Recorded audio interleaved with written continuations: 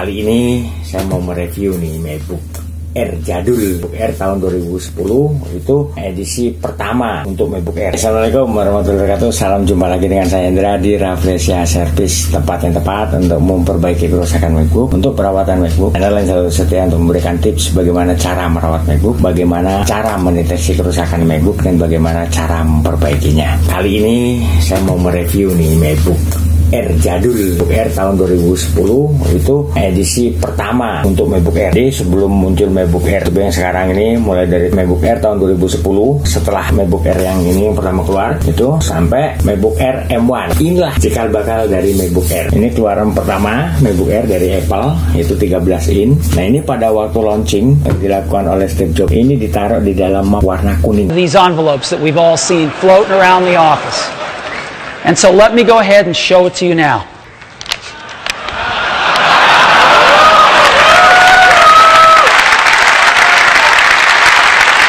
This is it.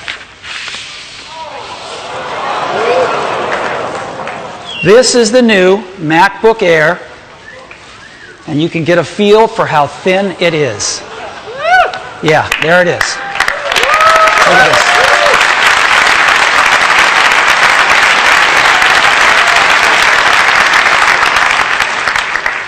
Right? Amazing product here. Full-size keyboard, full-size display. Di situ audiens disuruh nebak apa yang ada di dalam map ini. Bagi yang berhasil nebak isi yang ada di dalam map tersebut, akan diberikan kepada audiens yang bisa menebak atau yang bisa nebak isi yang ada di map yang ditunjukkan oleh Steve Jobs. Nah, ini MacBook Air keluaran awal, cikal bakal dari MacBook Air yang ada sekarang ini, itu tahun 2010. Itu dia untuk ini port USB-nya. Ini port USB, di sini ada satu port USB. Nah, kalau ini untuk Firewire nih, nah ini untuk sound. Ini untuk sound. Nah, ini untuk port USB-nya itu masih bisa ditutup seperti ini. Jadi, nah ini. Nah, ini untuk konektor power. Kalau kita mau isi baterai untuk cas seperti ini. Nah, seperti ini.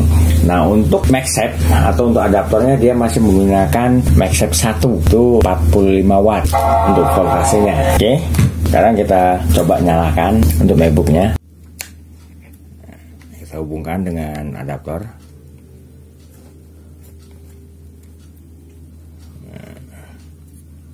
Oke.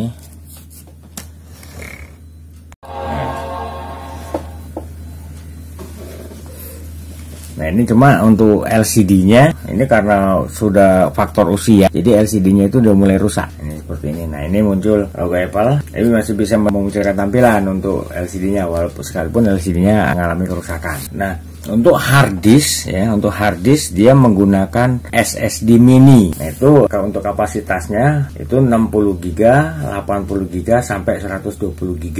Nah, untuk sistem operating sistemnya dia menggunakan Snow Leopard 1068. Ini bisa masuk sampai ke boot, sampai ke OS, bisa masuk sampai ke OS. Nah, ini untuk hard disknya. Iya.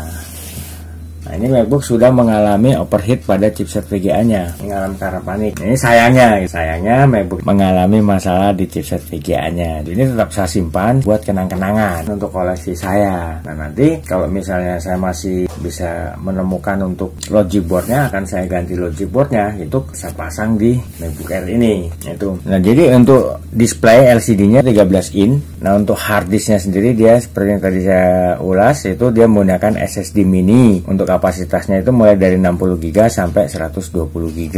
Nah, untuk operating sistemnya dia menggunakan macOS Snow Leopard 1068. Nah, ini di sini dia untuk Office-nya menggunakan Office 2011, untuk Word-nya 2011, PowerPoint, yaitu untuk Excel-nya. Nah, ini masih bisa Google untuk browsing ke dunia maya. Jadi untuk MacBook Air ini, untuk prosesor sama spek prosesor MacBook Air yang tahun 2010 yang masih Core 2 Duo, itu untuk prosesornya. Tuh, karena ini nggak bisa kita buka, kita nggak bisa tahu untuk spek prosesornya berapa nih. Nah, untuk RAM-nya 2 GB untuk RAM-nya. Untuk RAM dia udah onboard. Nah, untuk MacBook ini dia digunakan untuk pekerjaan-pekerjaan ringan, untuk office, untuk pekerjaan-pekerjaan kantor, dan misalnya juga untuk ngetik, untuk presentasi ke klien, dan juga untuk browsing ke dunia maya. Kalau dia untuk pekerjaan-pekerjaan berat, kayak misalnya edit foto menggunakan aplikasi-aplikasi berat, juga nggak mumpuni, performanya itu nggak maksimal untuk performanya kalau dia digunakan untuk edit foto, untuk edit film. film dengan menggunakan aplikasi seperti Adobe Photoshop ataupun Adobe Premiere. Jadi untuk MacBook Air tahun 2010 ini digunakan untuk pekerjaan-pekerjaan kantor. Nah, seiring dengan perkembangan ya, seiring berjalannya waktu, untuk MacBook Air dari Apple melakukan perubahan-perubahan pada MacBook Air. Mulai dari tahun 2010 tuh MacBook Air Core 2 Duo tuh yang 11 in maupun yang 13 in. Yaitu MacBook Air tahun 2011 ada yang 13 in dan ada yang 11 in. Itu sampai sekarang ini MacBook Air M1 dengan kelebihan dan kekurangan-kekurangannya. Nah, ini untuk MacBook Air tahun 2010 ini merupakan cikal bakal